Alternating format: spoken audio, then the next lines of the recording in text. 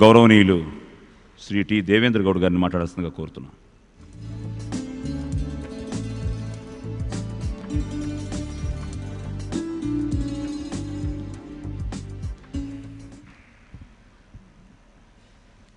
సభకు నమస్కారాలు. గౌరవనీయులు పెద్దలు రాష్ట్ర గవర్నర్ గారు, గౌరవనీయులు రాష్ట్ర ముఖ్యమంత్రి గారు, గౌరవనీయులు వెంకయ్యనాయుడు గారు, చంద్రశేఖర్ గారు, గౌరవనీయులు రాఘవులు గారు, గౌరవనీయులు నారాయణ గారు, గౌరవనీయులు సుబ్రహ్మరెడ్డి గారు, గౌరవనీయులు నరేంద్ర చౌదరి గారు, ఇక్కడికి వచ్చేసినటువంటి గౌరవ పెద్దలకు అందరికీ నాకు నమస్కారాలు తెలియజేస్తూ, మొదటిగా ఎన్టీవీకి, వారి యొక్క భక్తి ఛానల్కు, ఈనాడు తెలుగు ప్రజలకు ఒక మంచి ఇంకొక అవకాశం, చక్కని అవకాశం, ఆ అవకాశాన్ని వారి ద్వారా పొందడానికి వాళ్ళు అవకాశం ఇచ్చారు. వారికి మొదటగా ఈ రెండు ఛానల్స్కు నా యొక్క శుభాకాంక్షలు మొదటగా తెలియజేసుకుంటూ, మరి ఈనాడు ప్రజాస్వామిక వ్యవస్థలో ప్రసార సాధనాల యొక్క పాత్ర చాలా కీలకమైనటువంటి ఒక పాత్ర వహించేటువంటి రంగంలో మీరు ఈరోజు ప్రవేశించినారు. సరైన సమాచారం ఉంటే పౌరుడు సరైన నిర్ణయాలు తీసుకోగలుగుతాడు. ప్రజాస్వామ్యంలో పౌరుడికి సమాచారము చాలా కీలకమైనటువంటి ఒక ఆయుధం. ఆ ఆయుధాన్ని పట్టుకొని సక్రమంగా వినియోగించుకోవడానికి ఈనాడు ఈ సాధనాలన్నీ ఉపయోగపడాలనే చెప్పి నేను కోరుకుంటున్నాను.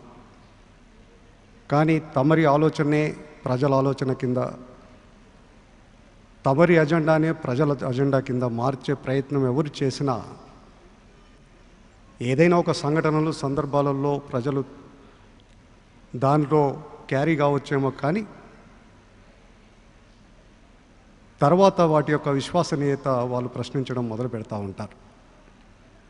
కనుక వార్త నిష్పక్షపాతంగా, వార్తను వార్తరాగా వస్తే ప్రజలు సంతోషిస్తారు. ఆ విధంగా తెలుసుకునేటువంటి ఒక ప్రయత్నం చేస్తూ ఉంటారు. మరి ఈనాడు ఈ ప్రజాస్వామ్య వ్యవస్థ ఇంకా ఎన్నో ఒడిదొడుగులను అధిగమించి కూడా ఇప్పటికీ దేశంలో 60 సంవత్సరాల వరకు కూడా నిలదొక్కున్నదంటే ఈ సాధనాలన్నింటికి కూడా సామాన్యుడి యొక్క ఆలోచన ధోరణి, భారత ప్రజలలో పరిపక్వంగా ఈ వ్యవస్థ మీద వారికి ఉన్న ప్రగాఢమైన విశ్వాసమే ఇన్ని రోజులు ఈ ప్రజాస్వామ్య వ్యవస్థను బతికిచ్చింది దేశం లోపల. దాన్ని బలోపేతం చేయడానికి ఇవన్నీ సాధనాలు ఉపయోగపడాలని చెప్పి నేను ఆశిస్తున్నాను. వార్త నిష్పక్షపాతంగా వార్త రూపంలోనే రావాలి, ఆ విధంగా వస్తుందని చెప్పి కూడా నేను ఆ ప్రయత్నం ఎన్టీవీ వాళ్ళు చేస్తారని చెప్పి నేను ప్రగాఢంగా విశ్వసిస్తున్నాను. ప్రజలు ఎప్పుడూ వార్తను చూడాలి తప్ప వార్త వెనకాల ఉన్న వ్యక్తులను, వార్త కెమెరాల వెనకాల ఉన్న లేకపోతే పత్రిక వెనుక ఉన్న వ్యక్తుల గురించి అన్వేషించడం మొదలుపెట్టకుండా ఆ ప్రయత్నం కూడా వారికి, ఆ అవకాశం కూడా వారికి ఇవ్వద్దనే నేను ప్రత్యేకంగా అందరినీ ఈ సందర్భంలో కోరదలుచుకున్నాను. ఎందుకంటే చాలా కీలకమైనటువంటి ఒక సాధనం ప్రచార సాధనాలు.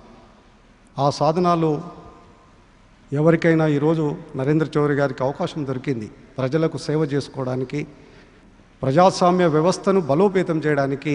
ఇది ఒక సవర్ణ అవకాశం మీకు దొరికింది. ఆ అవకాశాన్ని చక్కగా వినియోగించుకొని ప్రజల మధ్యలో ఇదొక మంచి ఛానల్గా ముందుకు నడవాలని చెప్పి మనస్ఫూర్తిగా ఈ ప్రారంభోత్సవ సందర్భంలో నేను కోరుకుంటున్నాను. అదేవిధంగా భక్తి ఛానల్ కూడా చాలా చక్కగా, మరి ఈనాడు చాలా భక్తి భావం పెరిగిపోతూ ఉంది ప్రజానీకంలో. అయితే భక్తి అది మూఢనమ్మకాలకు, మూఢ విశ్వాసాలకు కూడా దారి తీసేటువంటి ఎలాంటి సంఘటనలు కూడా మనం ప్రోత్సహించకుండా చూసుకోవడానికి జాగ్రత్త పడాలని చెప్పి నేను కోరుతున్నాను.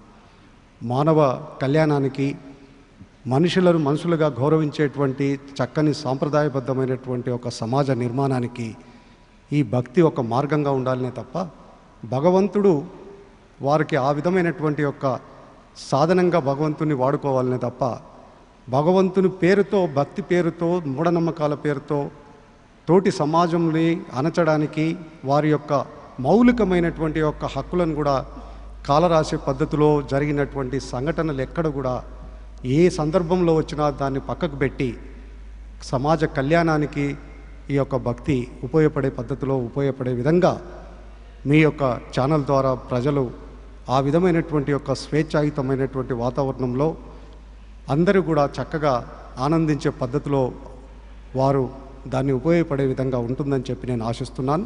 ఆ విధంగా 2 ఛానల్స్ కూడా సక్సెస్ కావాలి. చాలా చక్కగా తెలుగు వారికి ఇది ఒక మంచి అవకాశంగా దొరికిందని చెప్పి తెలుగు ప్రజలందరూ కూడా సగర్వపడే విధంగా వారు అందరూ కూడా దీని పట్ల ఆకర్షితులయ్యే విధంగా ఈ యొక్క ఛానల్స్ నడవాలని చెప్పి ఆశిస్తూ వారికి వారి నాయకత్వంలో ఉన్నటువంటి స్టాఫ్కి అందరికీ కూడా నా శుభాకాంక్షలు తెలియజేస్తూ సెలవు తీసుకుంటా ఉన్నాను. జై హింద్.